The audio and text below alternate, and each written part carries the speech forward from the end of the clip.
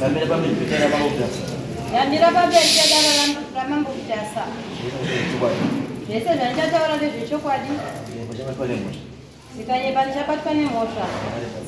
Mwari anobatsiri wangu. Pamusoro echanganera. Zita rangu ndonzi Rosemary Mukudziwa. Nyaya yangu yakamira sei? Ini ndakaroorwawo mumusha kwaKondo mugore ra2008. Ndakagara nemurume wangu. Ndakabata nhumbu yangu. Ndabata nhumbu yangu sekudaro. Murume wangu wakazokwanisa kuti dai wamboendesawo cheuviri mumusha munorozvarwa mukadzi wangu. Chokwadi murume akatsvaga mari. Atsvaga mari akaenda kumusha kwangu. Mari yanga inayo nguva yacho handichatondera unoti yanga iri yaingochinje. Akaenda chokwadi akanotambirwa. Atambirwa kudaro akakwanisa kunobhadhara $20 panguva yacho iyoyo chete. Adzoka akauya nekapepa kacho ndikakaona ndikati ko wazobhadhara $20 sei wanga wabva nemari yakawanda. Akakwanisa kuya akatochena akaita sei akati ndazotenga hembe dzangu nemateki. Zvese izvozvo ndakati aiwa hazvina mhosva. Ndakagara nemurume uyu. Murume wangu akazokwanisa kuendawo kubasa kuSouth Africa. Aenda ikokoko ndakasara. Nhumbu yakakura. Nhumbu yakura vana mbuya vakati hazvigoni kuti uponere pano. Chienda kuFairview uko kune vechechi. Chokwadi ndakaenda ikoko. Ndaenda ikoko sekudaro. Ndakarwadziwa nepamuviri ndiri pamba. Aiva nabamukuru nevangu. Ndakapona mwana wangu zvakanaka. Ndapona mwana wangu zvakanaka. Mwana wangu wakaita mazuva kuyamwa kwainetsa. Kuchinetsa kudaro, ndinofunga pandakazvara mwana wangu mazamo aibuda mukaka. Saka rimwe zuva ndakarara. Ndakaita zvekurota riri voice rakati izvezvi chimboyamwisa mwana wako. Zvadaro pandakabata mazamo angu ndakaona hasisina chinhu. Ndikati chii? Ndakagara chokwadi. Dzamara ndazotaura. Ndataura kudaro ndakanzi enda kuodhimutare. Ndakaenda kuodhimutare chokwadi nemwana achikwanisa 1 week. Ndabva ipapo tete akazobva kumba kwaKondo kwakushiya kwakuchimutora. Anditora takaenda kumba. Takagara mwana anga asingayamwi. Kwakugara pakakwanisa mwana wangu 2 weeks. Ndipo pakaita dambudziko. Pana tete anga ari ikoko. Tete wakazongodaidzirwa kuti tete wadona abva afa kudaro. Ndipo pakazonzi imi muri kuziva here kuti mwana waSifasi ari kurwara. Zvadaro vanhu ndopakatanga kutora matanga. Ndikati ini dai zvaigona. Ini mukukura kwangu handizivi mushonga. Dai zvaigona nditsvagirewo vanhu vanonamata. Chokwadi vanhu vanonamata vakatsvagwa. Vatsvagwa panga paine rufu sekudaro. Vanhu vakaungana. Vaungana takapinzwa murumu. Matakapinzwa kudaro. Semunhu anga asina hama ndakagariswa kwangu ndega. Ndadaro vamwe vakangoti nhumbu haisi yemumusha. Tete aiwa pakati chokwadi ndinokupurira muroora nhumbu ndeyemumusha. Zvikazi aiwa pamwe akarara nabamunini. Tikati bamunini ndatotanga kuvaona nhasi parufu. Zvikazi nevamwe paiva nevanhu vekuboche. Zvikazi aiwa muroi. Zvari muroi mukangirei nyimo mumise kumusana. Ndakati aiwa handina chandinoramba. Asi munonditaurira here kuti nyika yose hainawo varoi. Zvotanga kwandiri. Izvo zvakapfuura. Pakadaidzwa wakadaidzwa chokwadi vakauya. Havana chakakwanisa kutaura. Vakangoti zuva remangwana chizuva kwatinonamatira. Chokwadi zuva remangwana rakaedza. Ndakasimuka inini natete nabamukuru nabamunini tikaenda. Taenda kudaro takasvika tikatsvaka rubatsiro. Hapana chakanyanya kukwanisa kutsanangura. Asi kuti pana tete ndiye akadona. Kwabva atsanangura zvakatsanangura. Asi zvaakatsanangura inini ndiri muroorwa handakwanisa kuti ndinozvitaura. Chokwadi vanhu vaivapo panguva vakati izvi zvataurwa izvi hapana anokwanisa kunozvitaura kumba nokuti tiri vadiki pazviri. Isu ngatingokumbira kuti mwana wedu aite zvakanaka. Chokwadi chakangoitirwa munamato. Ndichidzoka kumba pasina mazuva mwana wangu akatanga kuyamwa. Zvikapfuura. Ndakagara ndichigara. Tezvara wangu anova tezvara vakagara vakatanga kundirova. vandirowa kudaro ndakangonyarara ndikati aiwa ndozvinoita kuroorwa sezvo airovawo nambuya. Kechipiri zvakare wakandirova wabva ndipisira Zambia. Ndikati nhai baba chandakatadza chii? Vaikwanisa kungoti kuti ai wewe une mushonga uri kucherera pamba pangu. Ndikati baba ini handina chandinoziva. Ndonyarara ndongoshingirira. Kechitatu zvakare wakandirova futi. Ipapo apa vana vacho vakadzamara vakazombomudzosera. Ndobva zvapfuura zvakadaro. Ndikagara pamba paya. Zvadaro murume wangu wanga akuita misikanzwa achiita zvevakadzi, asi ndakangoshingirira ndiripo. Ndagara Tezvara akadzamara akazopopota. Ini ndikati ini zvepano ndazvikwanisa nokuti tanga tavakawa nerumu yedu pasaidi pawo. Tezvara akasvika pakuti ini handina muroora wandinobikisa pano. Chokwadi ndakatuta neusiku ndikaenda pamba pangu pandinogara. Ndakagara kudaro Tezvara vaiuya ndotovabikira sadza vachidya vachienda kumakwavo. Ndikagara murume wangu haana kumira kuita misikanzwa, asi ini ndakazvitambira ndikati chandiri kuda kugara mumusha chichengeta vana vangu.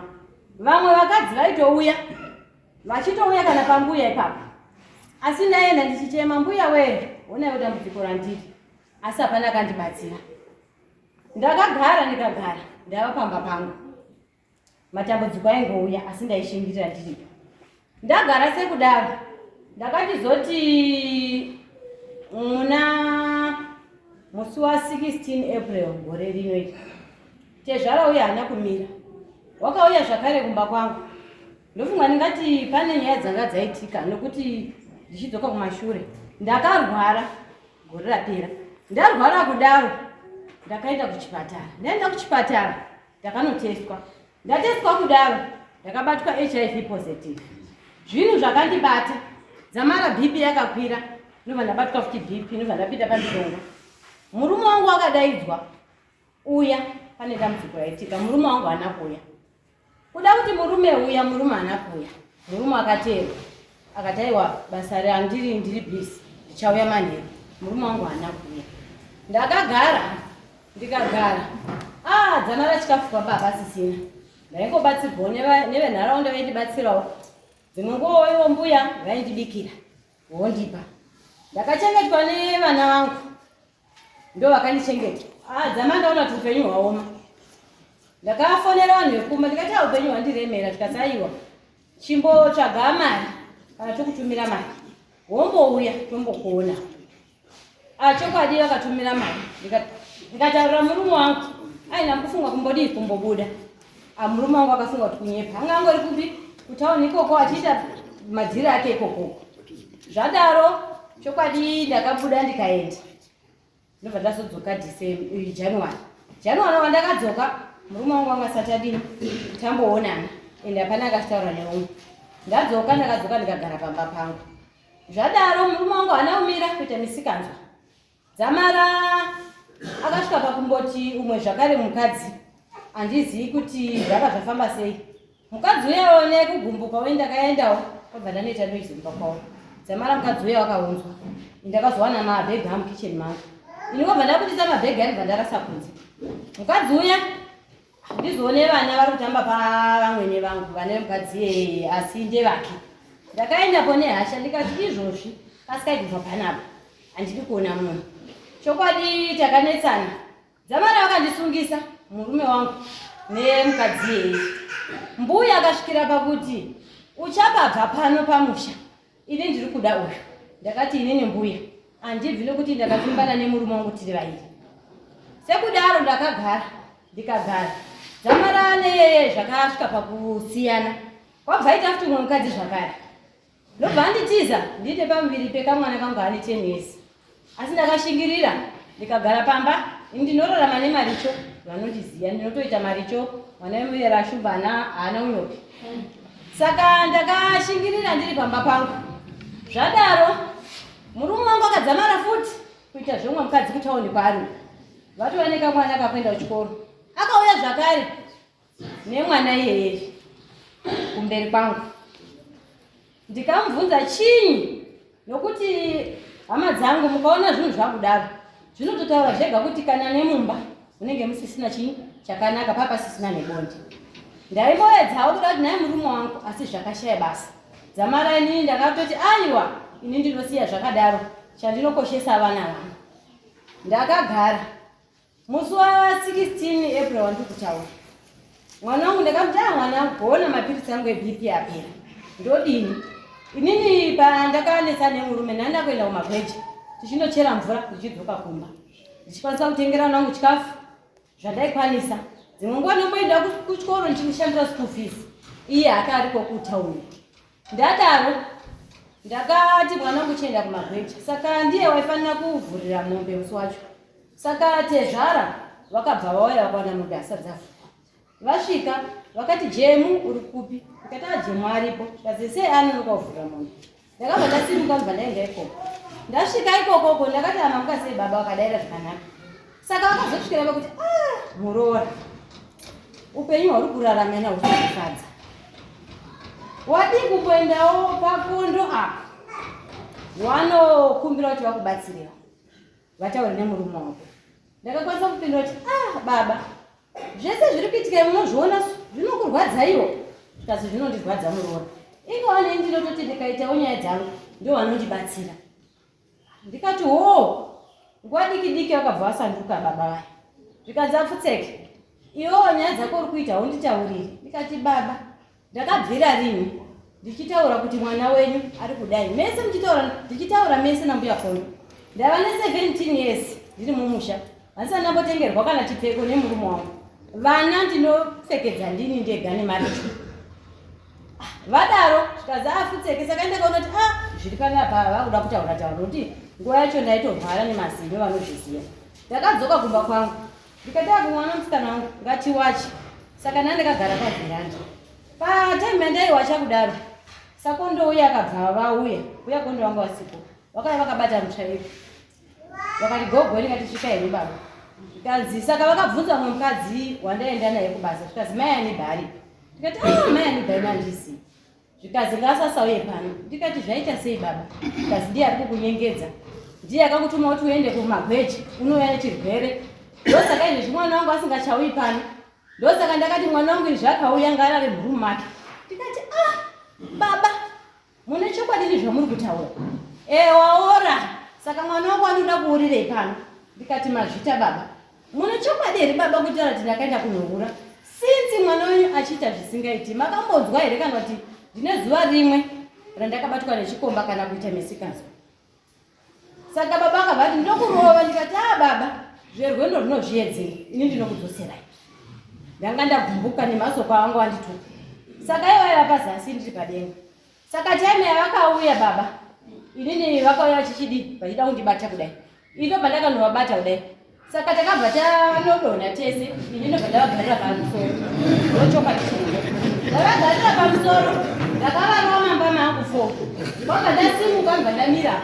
Ndikati baba zvamandituma kuti ndiite handiti kudaro. Mundoziva kuti murite zvara.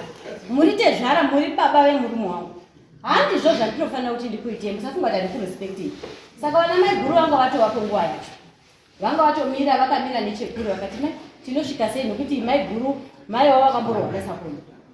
Saka zvadaro ndakabva ndatora foni yangu.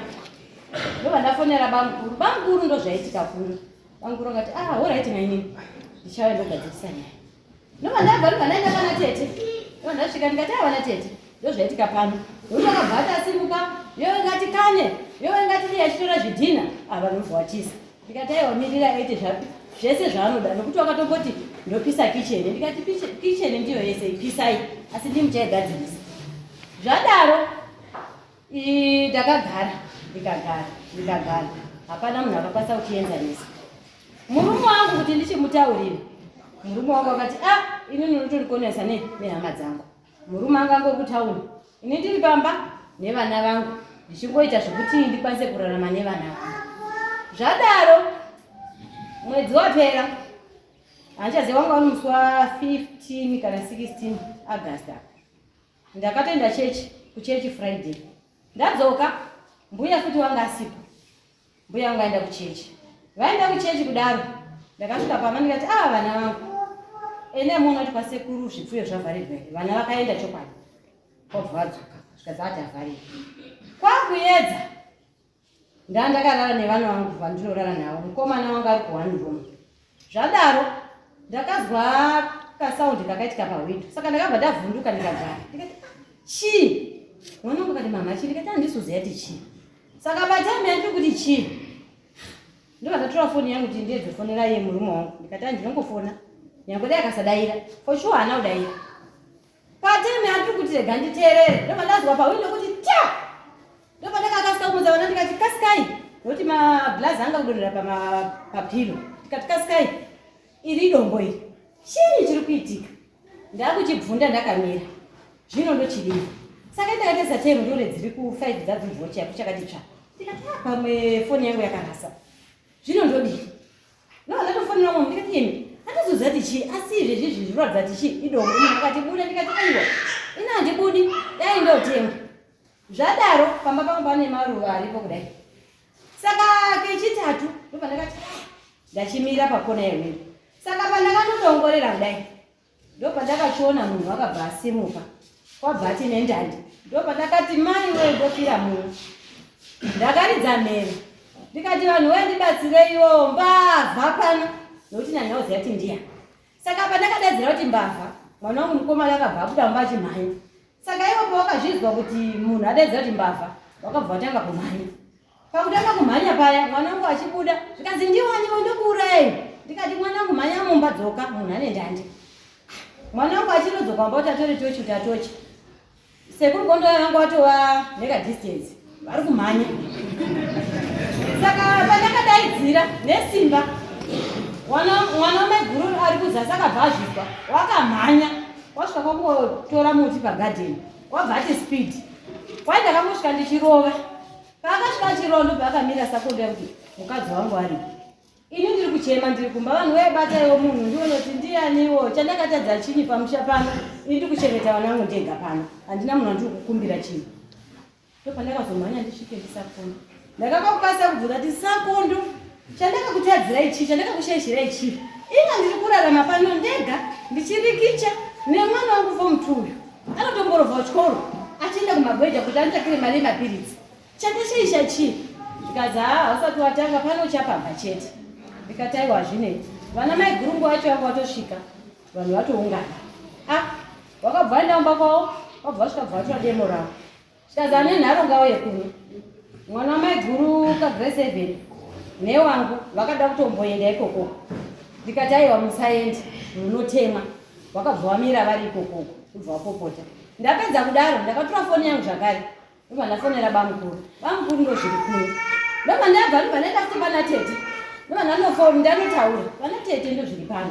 Ndikati oraiti sakondo vari muno vakati oraiti ndiri kuuya. Pana tete vakati nasakondo uko wakamwa munosvika mukazvikazi aiwa ndinoenda ndoziva ndotaura naisei. Chokwadi vakauya handiziti vakakwanisa kutaura chii. Ndobva ndatora foni yangu ndobva ndafonera mbuya vangu vasipa vangu vaenda kuiva vakati aiwa ndiri kuuya. Vachiuya vakangosvika vakati ini zvepano handichazvikwanisi nekuti ini ndakatomboda kuurawana sekuru kondomarigiso. Ini handichazvikwanisi ndakuendepi pasabhuku. Ini ndikati ini ndakuenda kumapurisa nekuti handichazivi kuti mangwana vachandifungirei. Ini ndakatoronzera jena mapurisa. Mbuya vakatoronzera vachiuya pasabhuku. Chokwadi sabhuku mangwana vakazouya. Vauya kudaro ini ndakaona kuti vasvika. Saka ini handina kudaidzwa. Pandisina kudaidzwa apo ndakabva ndati ko zviri kufamba sei. Ndakasimuka ndikati chirega ndiende ikoko. Pandakasvika ndakazi aiwa inini dzai pano tiri kuda kutaura nehama yedu tozouya ikoko. Saka papa ina vangu bamunini munini wasakondo. Saka vakataura ikoko vakataura vabva vachizoya kumba vakangoti aiwa muroora nokuti ndichiona sabhuku ndibaba vakati muroora ndagadzirisa garai zvakanaka. Ndikati baba asina hapana kundijekera nokuti ndaida kuti vanditsananguriro sakondo kuti ndakashaishei ndozvandiri kuda bedzi nokuti nhasi mwana wavo haachauyi pamba. Ndini ndakuzi ndini ndakurara munodziya mwana wangu wamhuka wakurara kunze. Ini ndinomutuma here kuti aite chihure. Zvakabva tanyarara zvakadaro takagara nokuti ndakati sabhuku ini ndanga ndafunga kuvasungisa asi sezvo mataura kuti ndisavasungise aiwa ini handichaiti kudaro. Ndadaro takagara mazuva mapurisa yakabva azouya. Akati mhai manga muchifunga kuti ndidini. Ndikati aiwa inini handisisina chaichakwanisa kutaura. Nokuti ndakabva ndazofonera hama dzangu ndikati iyi hama dzangu ndakamboshingirira ndichigara chokani ndisingatauri. Asi izvezvi zvisakondo handichazivi kuti vachasvika papi nyaya zvavari kuita. Zvakadai hama dzangu dzikati aiwa sezvo tanga tagara toda kuuya ikoko tichauya. Chokwadi takagara. Hama dzangu nobva dzazofona tikati tafunga kusvika unga musi wa1. Tikati aiwa zvakanaka. Vadaro vakafonera mukwasha tiri kuuya. Mande ingawa kumba. Mukwasha wakangotsenga akati handisi kumba chiti kazaiwa. Chaikumbira kuti mbosangane kupi? Kumba kwapo. Zvadaro vana baba vakasvika nehanzvadzi yangu. Vasvika kudaro vakasvika mukwasha pasina. Mande vasvika vakati chaikumbira kuti tiende kwaSabhuku. Ndo kwatinodini kwatinotanga kusvika kuti tinozotaura zvimwe zvese tasvika kwaSabhuku. Chokwadi vakaenda kumupurisa zvinoteedzerwa. Wabva vachisvika kwaSabhuku. Vasvika kwaSabhuku vane matauriro avakaita. Vataura sekudaro vakadzi aiwa ndokai kumba kwenyu munogara pasi nemhuri yekwaKondo. Vadzoka saKondo nambuya Kondo nemunin'ina wavo ndobedzi vanga vari panguva yacho. Zama rabereki vangu vakazoti ini saka munzira kuti musha kwaKondo ungone vanhu vatatu here. Ndobva vakazotanga kudaidzwa vana. Vamwe vadaidzwa vana baba vangu vakati saKondo tanga tiri kumboseka tichitaura nyaya tichidini. Zvino zvatava paground isusu tauya kuti timbokuyananisei tizwe kuti muri kugara sei. Zvechokwadi vanhu vakagara mukicheni vana tete vanani vakauya. Vauya kudaro nyaya yakataurwa. saKondo makarova mwana wangu kangani. saKondo akati kandinotondera katatu. Zvikazi katatu kanzi zvikazi muchizviitirei. Zvikazi wombonyara zvazi hasha. Zvikazi hasha hatichazivi muruda mwana wangu here kana kuti muri kuzvifambisa sei. Vakaramba vakanyara. Zvikazi aiwa saKondo inini hangu chandinoda kuti ndiyananise vanhu. Asi maitira makaita ini ndinotokuripisai.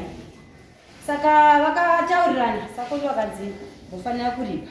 Ndiripei. Saka vana baba vakati ndiripei $100. Varipiwa $100. Chokwadi mari yakanotsvaka. Wabva vaivapiwa. Vapiwa kudaro vanhu vanga vakamirira kuti mukwasha achasvika. Mukwasha haana kuuya. Mande chipiri chitatu mukwasha wofonerwa. Nhai mukwasha wapapi? Ombonyepa kuti ndiri kuuya. Ndatuma muroti. Ini ndikada kuzomufonera bvati ndiri kumbodiwana nekokoko. Handina mari yebhazi. Vana baba vakati aiwa mukwasha kana usina mari yebhazi tinokutumira wouya kumba. Tauya koenzanisa hatina kuya kuzokana.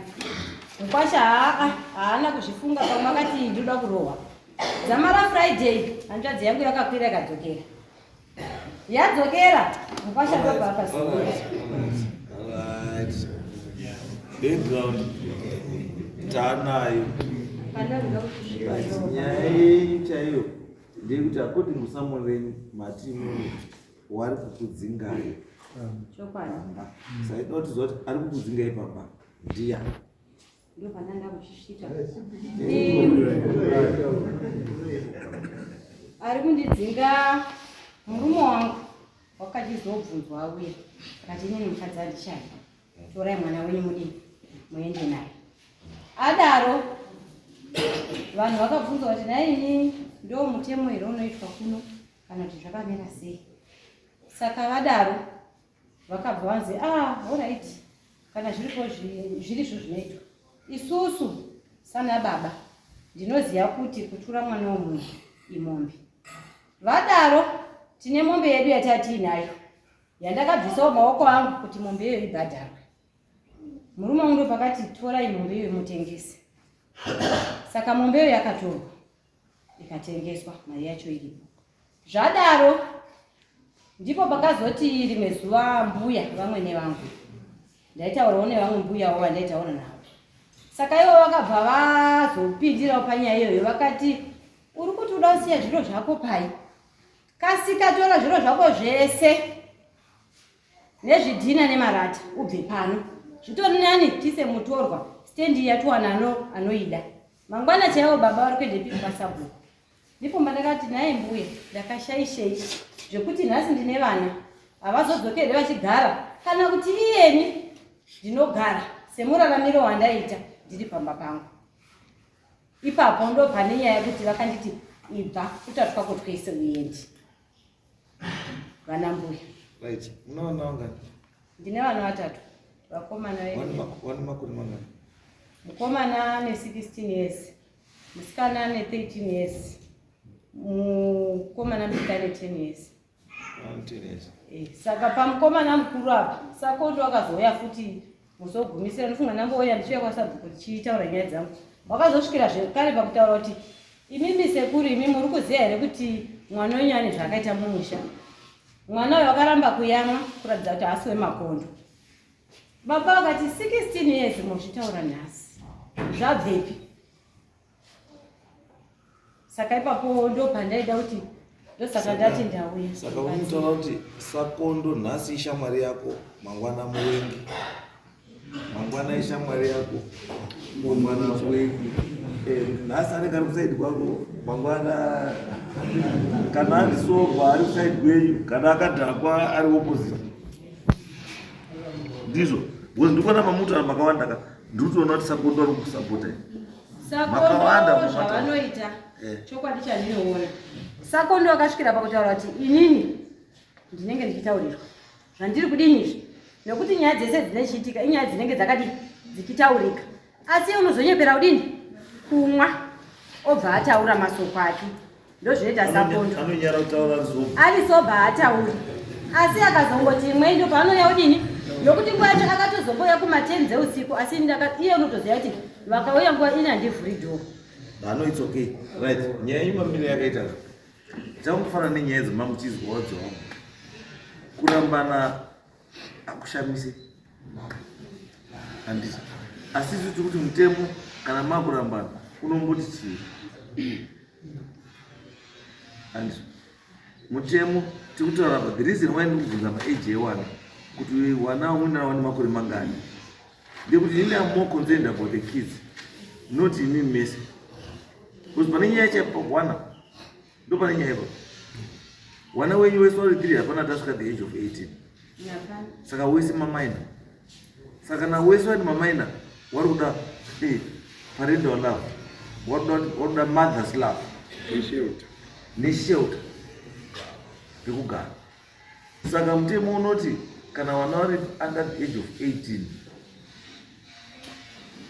vanogara namai wavo. Custody inopiwa kuna mai, ndiye anogara nevana vake kusvikira wasvika the age of 18. Then on top of that, kana mai asina kwekugara kwekuenda newana anogara ipapo. Iwe uri mukadzi abvipa ndio unomuda. Iwe murume buda wosiya mukadzi newana waripo pamba wachigara ipapo uchiwa maintainer wari papi waripa. Mukadzi unonge usadi hausi kunzi kugara kwemukadzi newana pamba ipapo kutaura kuti uchiuda mukadzi ayo. Asi ukazoti fambi ukazoita pfungwa dzakanaka, you are always welcome kudzoka kumba kwani kwako. Asi kana wati hauchadi you move on nelife yako. Asi izvo zvizvi chiri kukubata kuti mukadzi uyu asabve pamba pako inyaya yewana wako neage yewana. Nekuti even wana wacho wakabva nemukadzi pamba ipapo kuriko here kwekuti wanonogara namai wacho. Ndo pari kunzi abudi hakuna. Then kechi piri mataura nenyaya yekuti mwana haana kuyamwa, first born ane 16 years. Saka already pane madoubt ekuti mwana asiri chi ausiri wavo. endai ku-DNA test. Endai ku-DNA test. Maenda ku-DNA test, munopurwa kuti mwana ndewani. Then ndokuti runyararo rwekufungirana kuti sei upere. Asi mutemo manje ndekuti ari kuti mwana haasi wangu, ndiye ane the onus on him to prove. Saka it's your duty to pay. Ndiwo chabhadhara chii kuti DNA test iitwe kuti zvione kuti mwana ndewani, ndewako here. Andrew. Yes. Yes.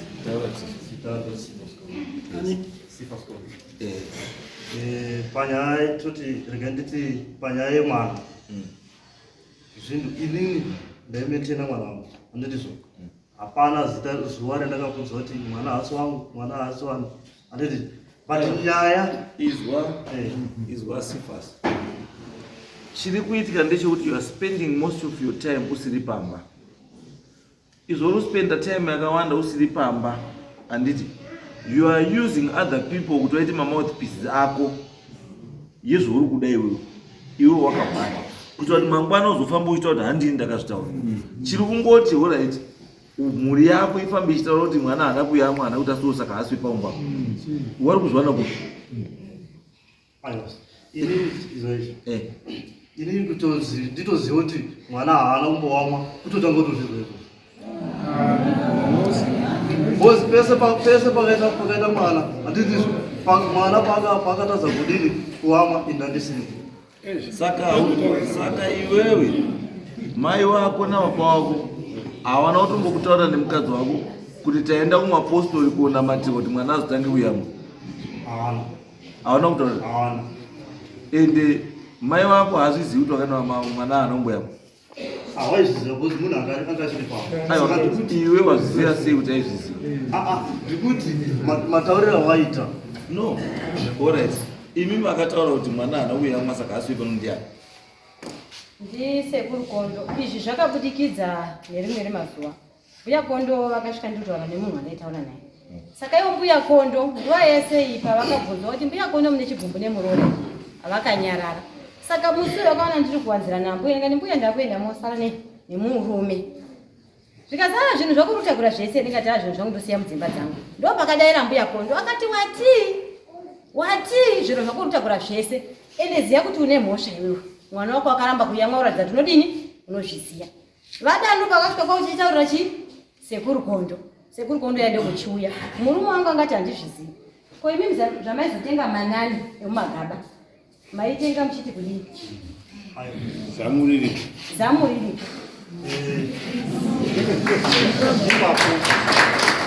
Ipapo chakaitika ndechekuti ini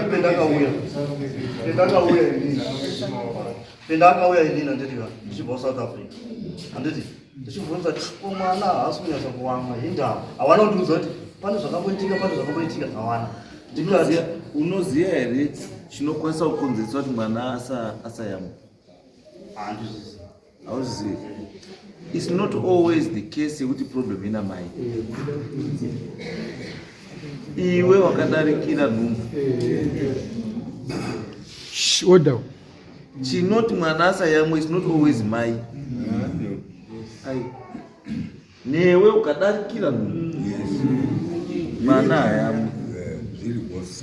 Ndo saka muchitaura waziwana bambo kana wakadzi waende nhumbu especially wakuma 7, 8, 9 batai wenyu wana mumabhurukwa wabatei sungai imbwa dzenyu. That's the reason kuti mukadarikira munokwanisa kuita mukadzi aite macomplications. Because vanhu vamusharara nawo hausi kumboziva kuti munhu waurara naye munhu akaita sei.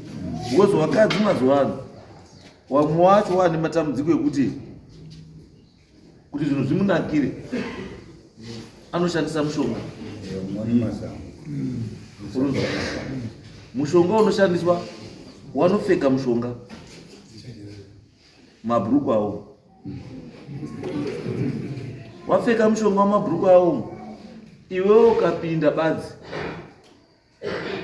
handiti watowake. Uruzwa vamwe wato wake nyange uri kwauri kangoenda kwauri pfungwa yako ndokutaura imwe ngokuti ndakuenda umba zvinoitika patosera mumabhawo nemizvi pane murume kuti akatakataye kuti ndakuenda umba munokutopenga nyange mutengere ndoro rakawanda se saka zvinoitika izvozvo. Saka ndosati kuti nyaya yekuti mwana haana kuyamwa haisiri dambudziko ramai chete. Newe baba une responsibility to look after yourself kana mukadzi ari munyaya yechiti aine nhumbu handizvo. Saka ini ndiri kuti kana musiri kuirara nazvo, kana mbuya wakatombotaura it means kuti mbuya nyange akaona mwana uyu haachamudi, kana nyange sekuru akaona mwana uyu haachamufariri. Reason iri yekuti chii? Hauna umboyamwa pamwana hausiwe pano. Ende ukaona wakuru chiro wakuchitaura chaane nguva yakareba chiri muhana, wari kushaya pekuchitaurira. Nekuti vakatotaura kuti watoita kuti ndibuditse zvanga zviri pamwoyo pangu, ndikati kwese. So iwe shamwari chironga kuti uchenure mukadzi wako, uzvichenure iwewe, uchenure mwana, kuti mwana azive kuti kwake chaiko ngepi. Kana asiri wako DNA ichataura mai ovha azozadzikisa kuti nguve kwakati. Andizvo? Yes. Asi yekuti pamba uripo mukadzi kusvika wana wasvika ne8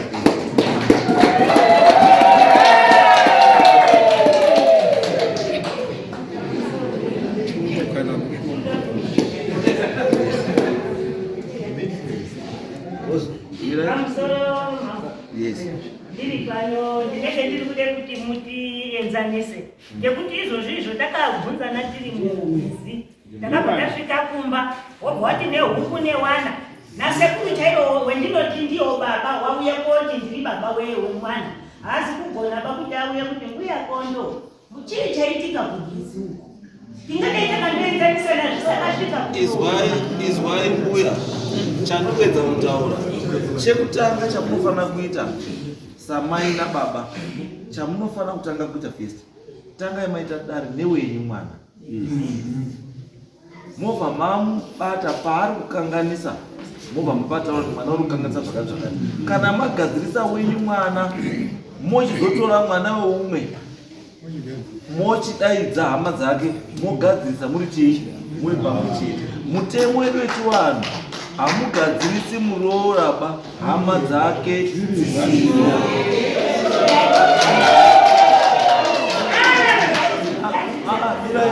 Tiri kuti izwai chandiri kutaura inini ndechekuti wana wadika ende vane vana futi wadiki, waruda rudo rwambuya nasekuru, waruda rudo rwamai nababa. And how do you feel inini kuzwa nhasi uno kuti wazukuru wenyu mwana waSifasi waenda wakubocha, waenda namai wavo wakunogara kubocha? Iko kwapo kunode kubatsirana. Yes. Nekuti musoro yedakini dare renyire pakomo.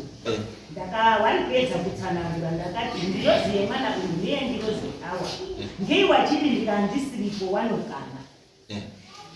Otherwise, pane chinonga chiripo chisiri kugukaba. Ngekuti mai wake wakandifonera gurupu raataura remuna wa August. Ndandiri kupasika wakati mwana wangu hamuna kumutora ari pamba, wanga ari matiri. Ndakabatikana kwabva ndandozvichengeta. Saka ndakabva ndaziye kuti matiri panenge zvinenge zvichii. Shona yacho irutaura kuti mativi zvireve mubhawa here? Haiwa, anenge arikuona matirwa. Baba wakandidaira kuti hapana musha usina ngozi. Aiwa, izwai, urugarura. Ndiri mubaba vanguidare. Izwai, uya, garai pasi. Garai pasi. Handikamaona mbuya zvakutaura. Murikuona zvakutaura mbuya? The reason why vakuru vedu pataikura waiti mwana uchindorora wobva wazi muchaire hoko, endai mupe hoko, abva aenda kwani? Kwake. Handiti inyaya yechi? Inyaya yekuti vakadzi havafa vakagadzisana. especially wamwene nemuroora ndo vanhu 2 wasingafa wakagona kugarisana. Munganyeperana, mukasekerana, mukatengera hembe, mukaita sei, asi mumwoyo chaimo kunyepa.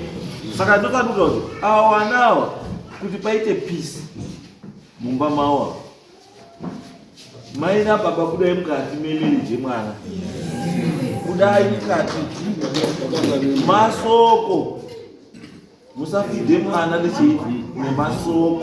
Anditi mwana kana ine zvada kuona kumba kwake ngazvionere chii, because how do you feel mwana uri kutaura iwe wozwa baba wako abaya imba yako, mawindo ako mumba, mukadzi wako nevana vakarura mumba nereke. What's the intention? Intention day chii, intention day. Kana uzwa kuti tezvara wangundumusara vari padenga nekurora pamusoro patezvara ruti, what type of life is that? Upenyu rudziwo, upenyu rudziwo. Isai line ratezvara nemuroora, amwene nemuroora. Zvimwe zvinhu zvinotaurika nemuroora ngazvitaurwe, zvisingatauriki nemuroora musatauri. Iye abva aguma kuti kwazvimombe dzako zvinoda kuzotsvaira yake ndo aiwa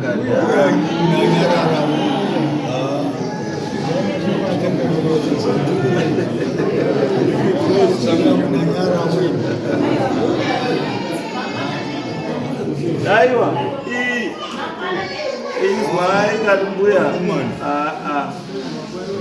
izwai mbuya, izwai mbuya. Tati wazukuru vari kuchengetwa nemukadzi uyu, wazukuru wenyu, hawasi wazukuru wabamba wavo, wazukuru wenyu.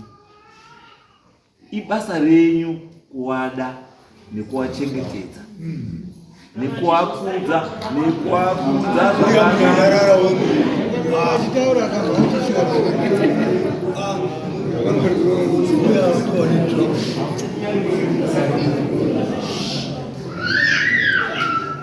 Anyway, sekuru sakondo tongai mushasani sababa. Baba haterichi makuwa. Baba hadini haashandiswi nevanhu wane zvavo zvavari kuronga kuda kuita. Pamwe pacho bambo vanhu vakastada weakness yenyu vanokushandisai. Vanouyawo kufidhai kuti mubva mamutengera doro. Wamafidwa mabaya mawindo. Imana.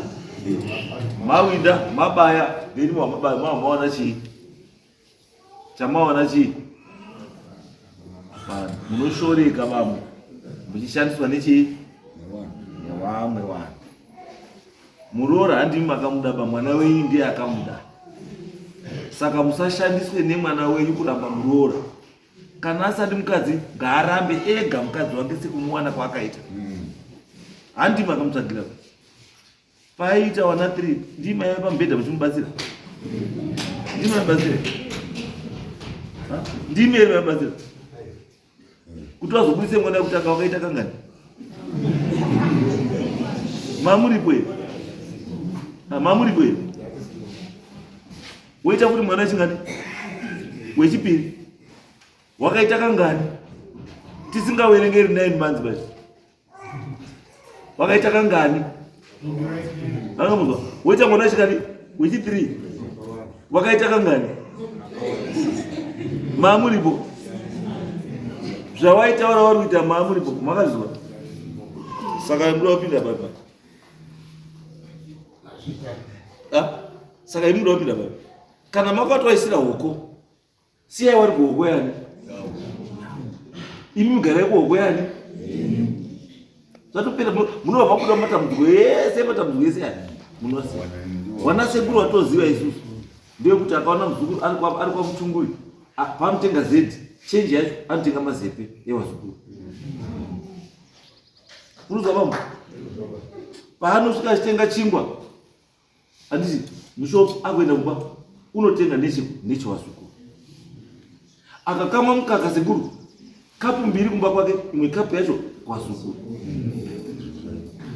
Muzukuru akachema sekuru ndio ndaka kuti chiapo ndi sekuru anotanga, baba wacho asati amubvunza. Sekuru panobuda kuenda kuchechi, munhu anotanga kudaidza kuenda kuchechi achimubatisa bhaibheri, anotakura bhegi rasekuru muzukuru. Sekuru panobuda kuenda kujana, munhu anotanga kudaidza kuti hande kujana muzukuru. Sekuru kana ine secret, munhu anotanga kutaurira muzukuru. Ngatide vazukuru vedu, ngatide varoora vedu, ngatide vakwasha vedu, ngatide mishayani. Chiendai kumba muroora, gara pamba pako nevana. Murume iwewe kana asi kuchengeta, chibva waenda kumaintenance mangwana, wobva watoenda kucivil court, wobva watomunyoresa vana vari 3, he must look after his kids and his wife. Kana asisakudi, izvozvi zviri musenzi wake, because umuchengetera vana vake. Iye asisakudi, anofanira kukuchengetawo newe uchengeta vana vake. Saka it's maintenance for 4 people. Thank you, Ande.